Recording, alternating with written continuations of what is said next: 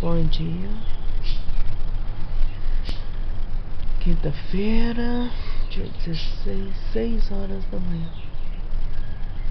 6h15, porque o café já tá pronto.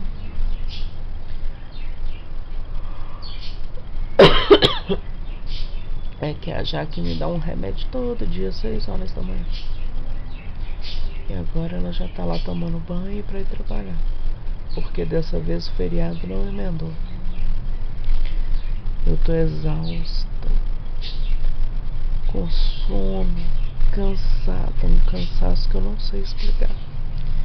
Meu braço parece que tá pesando 15 quilos cada um. Tô muito cansada. Eu queria ficar deitada até na semana que vem. Mas eu não posso perder tempo ficando deitada. Tô cansada assim porque a gente saiu ontem e isso acaba comigo. Cada saída parece que eu fui na academia e... Nossa, fiquei lá na academia o dia todo.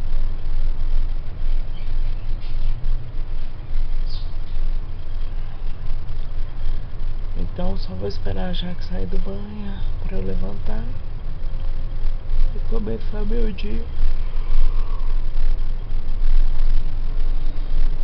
Bom dia.